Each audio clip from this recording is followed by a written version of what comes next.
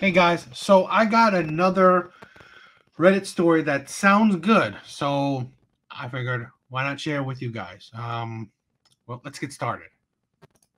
My daughter was sick in the hospital, which ultimately led to testing after testing, which confirmed something that I did not want to admit. So, what did I do? I went ahead and got paternity tests for all of my children, and the results are absolutely shocking. I'm 44 and male. I've been married to my wife Judith for 22 years. We got married when I was 22 and she was 20. We were childhood sweethearts and we dated all through middle school and high school. We have 5 children and have been living happily for the past 22 years. I was born into a very poor family and Judith was born into an upper middle class background. Her family were not happy with her decision to marry me, and we were very vocal about the fact that they did not believe that I could provide her with a comfortable life. Of course, she ignored them and married me anyways, but I've had to work very hard during our marriage to prove them wrong and give her the life that she deserves. She always said that she doesn't expect much and that she knew that she's getting into it with me when she accepted my proposal. But I still wanted to give her everything I possibly could. During the first 10 years of our marriage, I worked myself to the bone to feed our family as it just kept getting bigger and bigger. With each new baby, I had to take on more and more hours. I don't know, I think at the height of it, when we had 5 children under 10, I was working 80-hour weeks, 13 hours a day, 6 days a week. I was exhausted. And I missed out on a lot of being a father. I never got to see any of my children's first words, their first steps, or all of their milestones, really. The kids barely knew me because I was gone most of the day. And when I got home, I was just too tired to play with them. I barely knew those kids. And it hurt that in order to keep my family off the streets, I had to sacrifice my best years with them.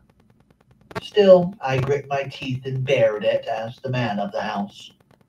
My wife and I did talk about the possibility of her getting a part time job, to help with all the expenses once the kids were old enough to go to daycare. But she said that she could not be away from them for so long. Unfortunately, even after everything I sacrificed to make sure that my kids were safe and my wife was happy, her family did not ease up on me. The criticism just pivoted from me being a poor, no good loser who could never give her the life she wanted to me being a workaholic with no interest in my own children. It took a lot of willpower to keep myself going back then, but I managed it.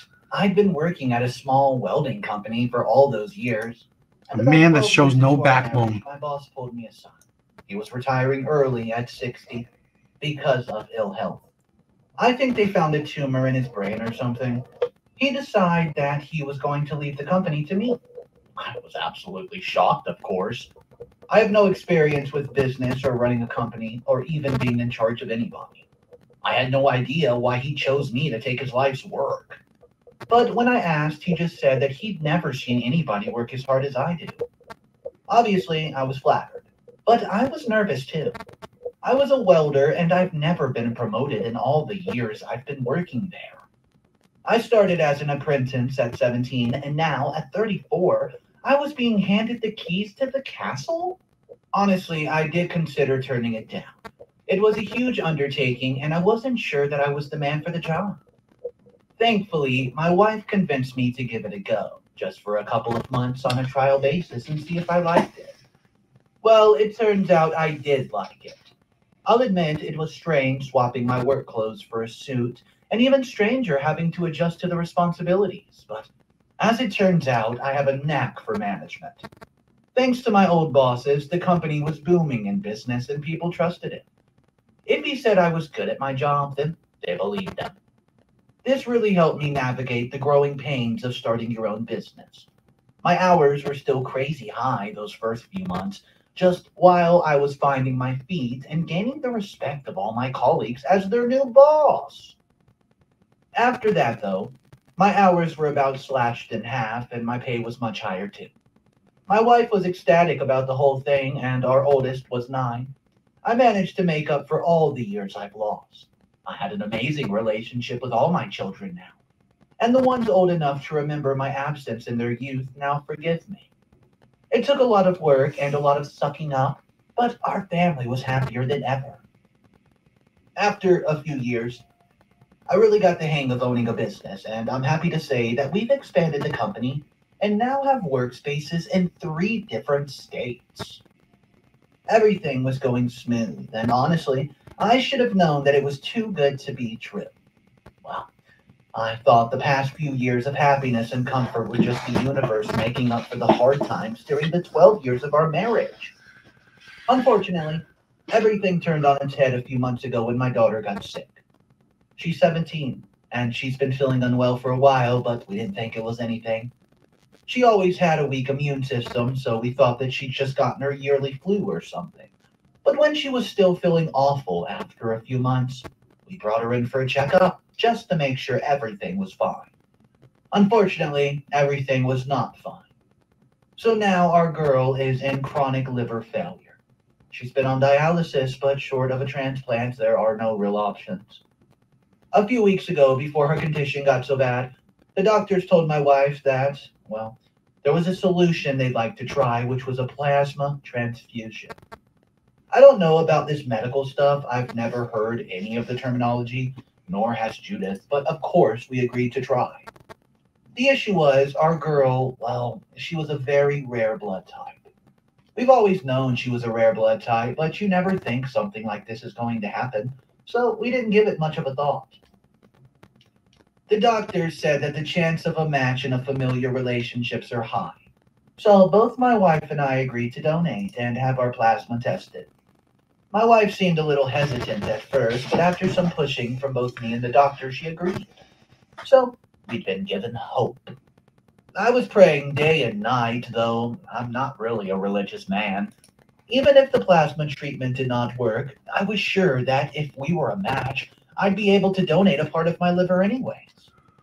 I felt like there was finally light at the end of this tunnel, and I was hopeful again that my baby girl would be able to survive this. Well, that did not turn out to be the case. The doctor arranged a meeting with us and told us that neither of us were a match. He seemed to be giving my wife strange looks, which I didn't understand at all. She was blushing, but I was too caught up in the disappointment over the failure to pay much attention to it. But later on in the day, I was staying with my daughter in the hospital, sitting by her bed, while my wife went home to make dinner for the rest of the kids, who have been mostly staying with their cousin, who lives across the streets and loved the children. The doctor came into my room and pulled me aside while my daughter was asleep. He told me something. My girl, my baby girl, she's not my daughter. I'm not her biological father. I thought that the doctor was kidding for a minute, and I was just about ready to deck him in the face for joking at a time like this. But then I thought about the way my wife was against the idea of testing my blood to see if I am a match, and everything sort of fell in place. I was reeling, honestly. First, my daughter was dying in front of me, growing weaker by the day while I couldn't do a thing to her. But on top of that, she wasn't even mine. I was devastated. The doctor had to sit me down and get me a glass of water. I think I looked like I was going to faint or something. Once I calmed down enough to hear what he was saying to me, he had the nerve to ask me not to tell my wife that I knew.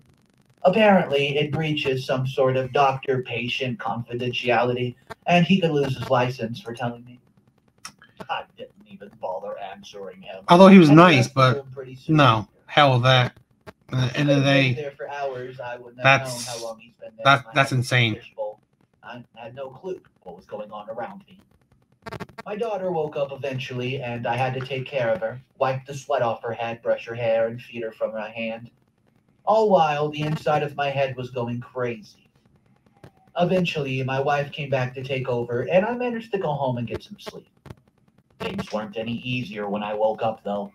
I made breakfast for the rest of my kids and drove the younger ones to school. All while, in my head, I was looking over their faces, looking for any resemblance to me.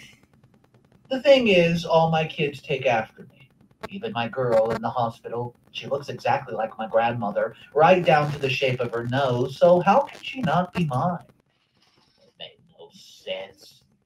It was difficult pretending that there was nothing up with me after that. Though thankfully, everybody seemed to take distance as shock over what's happening to my daughter. I was barely eating, barely speaking. Thankfully, I left my company in the hands of one of my best workers, so I didn't have to worry about that at least. You best believe I spent hours Googling.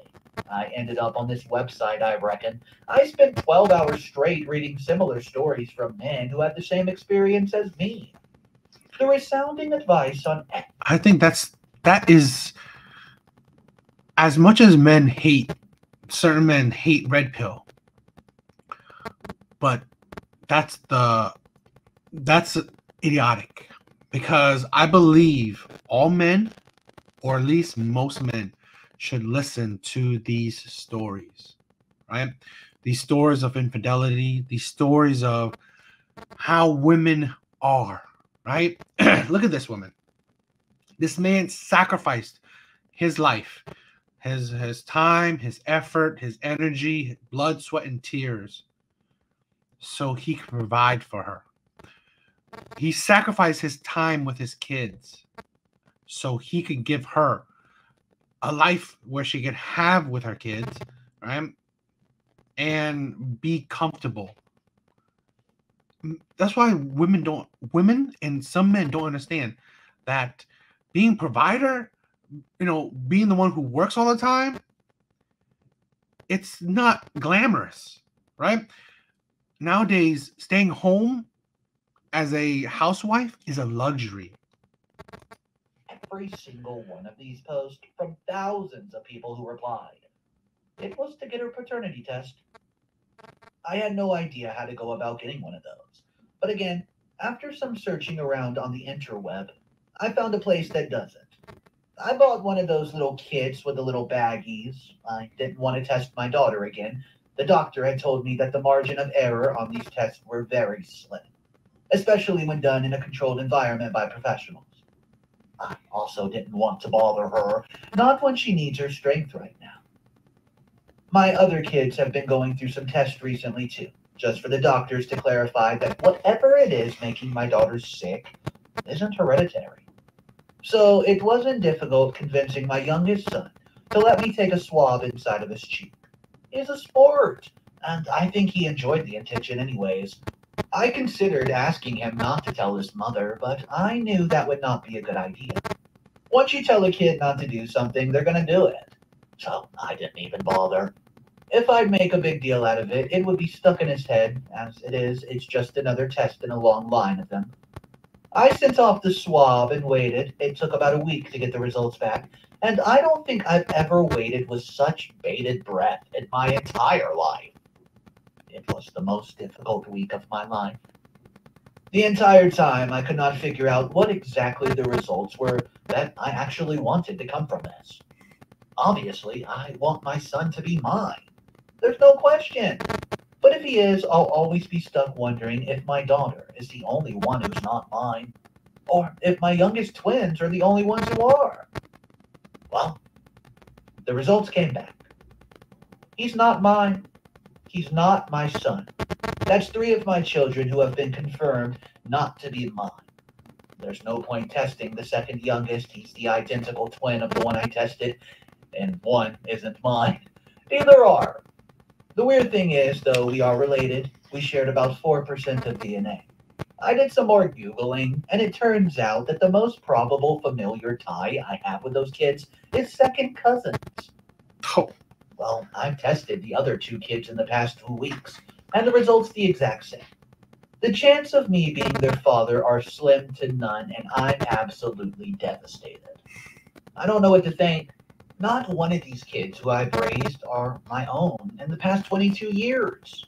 I'm not an idiot. I know what it means that I'm most likely their second cousin.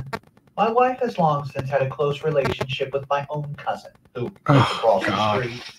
I would have been worried about it if I hadn't trusted her so much. I guess it would also explain the family resemblance between them and me. My daughter looking like my grandmother making sense when she was always my cousin's grandmother. I don't even know how to refer to my kids anymore. That's worse, right? When it's family that's betrayed you. And I can see why he got confused, right? It's disgusting. Absolutely disgusting. I call them my sons, my daughters, my kids. But I know that's not true. I don't want to tell my wife that I know. It would cause so much stress in the family. And I'm not sure that we can handle much more right now. The idea of referring to these kids by their names is ludicrous because I still feel like their father. Every time they call me dad, it's like I'm stabbed in the chest and I can barely look my wife in the eyes. I suppose the timing of my daughter's illness is a good thing, though. I feel like a monster for saying it. My wife probably thinks that I'm just receding into myself as a coping mechanism, when in reality, I just can't look her in the eyes, knowing what she did. Sharing a room with her is torture. I know the kids need emotional support right now, but I just don't think I can give it to them. Every time I look at their faces, It's funny that knows the animator more. had a fat Knowing girl that they spend every as day the in the wife. hospital at my cousin's house is even worse.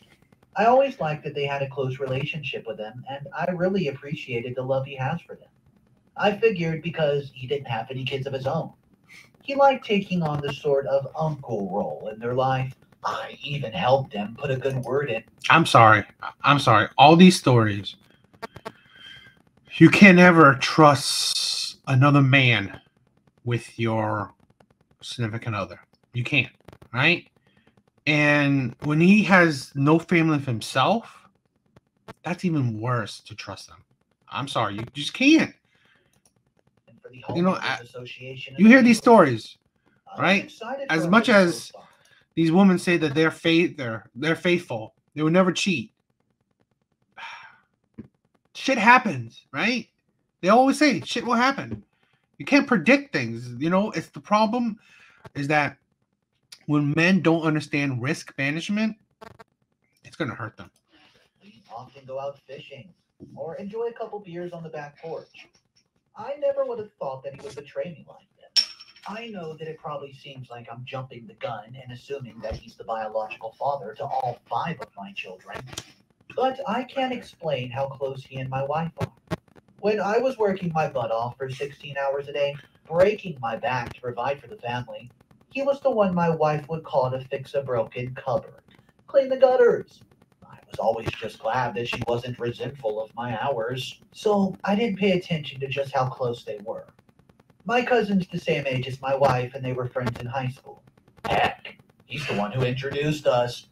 All of God, these factors sort of came together in my head, and I guess that's I developed a little bit of a blind that's spot ridiculous. when he was concerned. But you best believe that blind spot is gone now. I don't want to confront either of them. Honestly, I'm too exhausted for that right now. I can barely look at any of the kids I live with, my kids, without seeing my cousin's chin or his big old ears. My wife has been reaching out for comfort during my daughter's illness, but all I can do is push her away. I know she's beginning to resent me for not being there for her, but I just can't bring myself to pretend that everything's all right. Originally, I felt guilt for not trusting my wife. I felt as if the first test must have been a fluke or some kind, Why don't and you I feel felt guilt? like a terrible husband for even considering paternity test on the four children. But I pushed through that guilt, and look where it got me. I'm a father of five with no kids of my own. Obviously, I'm Raising this some on other Twitter man's account. child. I don't want my wife to know that I found out our secret until I figured out what I'm going to do. I don't feel like I can just go on with my life the way I've been. Not after this devastating news. I'm just absolutely heartbroken right now. Any advice would be much appreciated. Update number one. It's been 2 weeks now. I've thought long and hard about my options, and it seems to me as if only really one option's available. And that's to leave. Yeah. A lot of you guys on here have advised me to stay, just pretend that I have no idea about my wife's infidelity. What? But more of you have told me to get Ridiculous that anybody would give that advice. That's unbelievable. the heck out of there. I'm leaning heavily towards the second option. Yeah. I'm leaning heavily towards the second option. I feel like a dirtbag, like I'm leaving my wife and kids defenseless. My wife never Not your worked a day in kids, her and life, definitely has no not your idea how wife. She's going to support herself and the children. But at this point, I guess you could say it's just not my problem. I've scheduled an appointment with a divorce attorney tomorrow. I'm going to sign the papers, and I've done some research, and there's a guy in our state who you can pay to convince your wife to sign the papers. Since I was dirt poor when we got married, her parents insisted that we sign a prenup. So, Oh, fortunately, every cent I've earned will still be mine. They thought that I'd want to steal their ugly mansion or something. I've been pretending like Karma. everything's normal. My cousin came by yesterday while my wife was at the hospital, and it took every ounce of restraint in me not to punch this guy square in his face. The youngest sat in his lap while he pretended to be sympathetic to my situation, and all I could see was the similarities between both of them. oh God. Well, it broke my heart all over again, and I'm leaving. I'm leaving for good. I can't stay in this house anymore, knowing that it's where I raised another man's child. Once the papers are signed on my end, I'm out of here. Judith can take her time and raise a fuss all she likes, but I won't be here to see it. I'm leaving the country. I know it sounds drastic. I know, but leaving the state just doesn't feel like it would put enough distance between us. I've actually found a place in Thailand. It's cheap living there, and I reckon I could live comfortably on the money I've earned without working another day in my life. I always wanted to travel, but with Judith, the kids, and with work, I've never left the country. I'm taking this as an opportunity to do all the things I've always wanted to do. I won't be held down anymore by a cheating wife and the kids who aren't mine. I know I sound like a callous dude, I know, No, but it's the only way I've been able I'm to glad support that myself things has physically turned out during well this for time. him. To be quite honest, I've had to put some real emotional distance between me and my family, and I'm afraid that if I did not, I'd crawl into bed and never get out again. It might sound like I'm having a midlife crisis, and I know this behavior is pretty typical of that. A man in his 40s leaves his wife and kids to travel the It's globe. not his kids, But guys, this is not and she bad. don't deserve the title of I'd give wife. anything to go back in time and stop the doctor from telling me my wife's secret. No. I don't care that I would have been made a fool of behind my back by both my own cousin and my wife. I mean, I would Ridiculous. have been happy in ignorance. They do say ignorance is bliss. Ah, God. Unfortunately, I can't go back, and this is the only way I can see myself moving forward. I doubt that my decision's going to make me very popular on here, and I agree that leaving while my daughter is so sick is an absolutely apparent thing to do. But I feel that I've got no other choice. I know I'm being disgustingly right now selfish, but No. I reckon it's the only way I can get through this without becoming a shell of a man. Every time I remember the shine in my wife's eyes, I meant the like his daughter, being sick and leaving, and him leaving while she's sick is a little hard because she knows him as her father, but end of the day, he's not her father. Okay, he's been lied to. It's different when you're a stepfather, when you know what you're going into, right? You chose it. That's what you chose. It's accountability. You choose to raise another man's child. But in this situation, he never had that option. He never chose to raise another man's child. He was forced to raise another man's child unknowingly.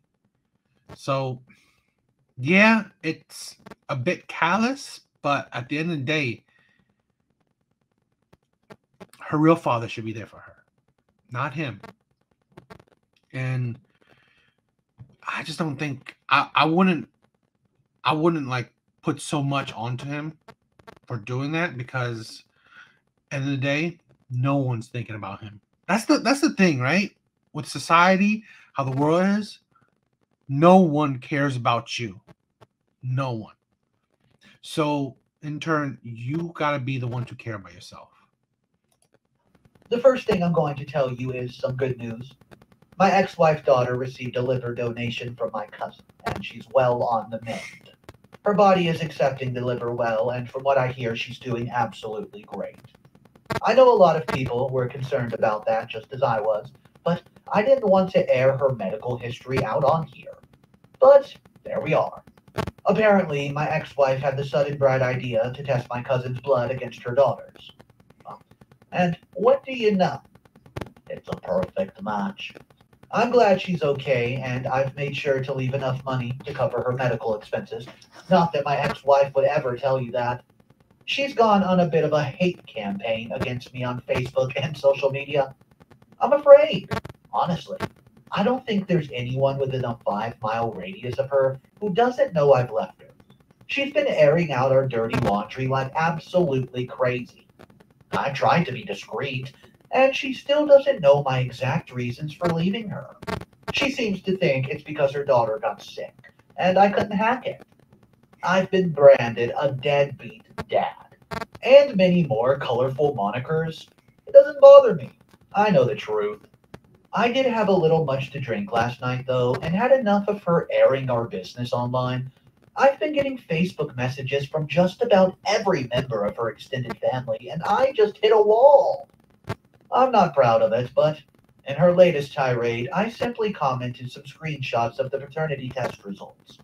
She hasn't posted anything since then, and many of my own family members are piling on her in the comments. I've asked them privately to stop, though. I don't need her to be harassed. I don't even want to share the paternity test results. I felt it would be unfair for the kids for everyone in town to find out about their real father, but hey, it's out there now. It would be just plain stupid to post the pictures and then take them down mere hours later once everybody's already seen them and screenshotted them. And it would just be me clinging to the higher ground, which I don't want to do. He doesn't need to. Thankfully, I've had enough foresight to throw my old SIM card and get a new number once I got here in Thailand. So there's only one way of contacting me, and it's through Facebook. I deliberately only check it every few days. None of the kids have reached out to me, which hurts, but I also know that I deserve it. I also don't know if I would be able to stay strong if they called me dad. My resolve would be hanging on by a string, and I know that. It took me a long time to settle down here. I was living out of my suitcase in a hotel for a couple months, but I found a nice little place now. I'm right beside the beach and only an hour or two outside of Bangkok. It's nice here. Of course, I miss my family. I miss the kids the most of all, but I'll admit that sometimes I get lonely out here and think of my ex-wife. I miss waking up beside her, seeing her smile at me when she opens her eyes for the first time. I had to pay an arm and a leg to get settled out here, though, I won't lie. The visa wasn't crazy expensive, but it cost a lot to transfer my assets to a Thai bank account. Even with the cost of living being cheap here, I'll admit that it took me a while to get used to the currency. Well, I got swindled a couple times, so I feel like that's a rite of passage for expats everywhere. I transferred the business over to the guy who was taking care of things while my ex's daughter was sick, and now I'm a free man. There's a guy who lives in my building who used to live in the States, so we go out sometimes. It's lonely, I won't lie, but it's better than living a lie. I golf, I eat, I swim in the ocean, I find ways to fill my time. You guys will probably have noticed that I've stopped referring to the kids as mine, and that was a deliberate choice. It doesn't seem right to continue to claim them. Not after I pretty much up and abandoned them. They might still think of me as their father, but I've worked hard to change my thinking around from that. It isn't easy. It hurts. And I'm still slipping up sometimes, but I'm doing my best out here. You know, this is why I say things are hard for men. Because women and some men don't understand the pain and suffering men go through. Like I said before, although, society put down men trying to provide so much, because they sacrifice their family so they can provide a life for their family. But society puts that down as not being enough. But still, it's a man sacrificing his life, sacrificing the time he could have with his kids, the blood, sweat, and tears, the tiredness for his family to have a good life. And in turn, what does he get? Betrayal. He gets people, labeling him deadbeat dad, not understanding it, not seeing how, why would a man do something, right? Sometimes we like label men such harsh, toxic things, but we don't understand why would a man do this, right? Why would a man, let's say, leave his family or give up or whatever? I think for most men, those decisions are never easy. And they don't come out just because a man wants to do that. It's because he has very little choices, or he's just tired, or his world has came shattering around him. So he gives up. He's tired. He doesn't want to deal with it anymore. And that's the thing other people don't understand. Hearing these stories, I've heard so many of these stories, which that's why I want to, listen to these stories with a different audience. Maybe you don't hear about it, because it's good perspective, knowing that how other men suffer, that you can learn from it. You could arm yourself with knowledge of other people's experiences. I believe, right? You don't have to experience these things to learn from them. It is good to hear these things and know that, why do I have to be betrayed by my wife? Find out that I'm raising other men's kids to not be able to stay away from it. No, these are good things to learn, that, these things are out there. So that's why I definitely call for risk management. He should not have been fine with, his wife even hanging out with his cousin. No, even if my wife was hanging out with my brother, I would be, no, please don't. Not when I'm not around. Don't do that. Right? And if I know my brother, things happen, right? Even if you supposedly want to believe the best in people, I've seen it time and time again. People that say they would never cheat. People say that they will be faithful. People say that they love you. Shit like that. And yet, things happen. So that's why I am a big proponent on having risk management. Understanding situations, knowing what to do, what you shouldn't do, being cautious is very important. So again, I want to continue this series, listen to other Reddit stories, maybe not just of men, but a woman too, just hearing these betrayals or whatever, no matter what kind of stories. I think it's fun to arm yourself with knowledge of these stories, these other experiences, so yeah, I hope you guys enjoy it too. So yeah, wait for the next one, guys. Later.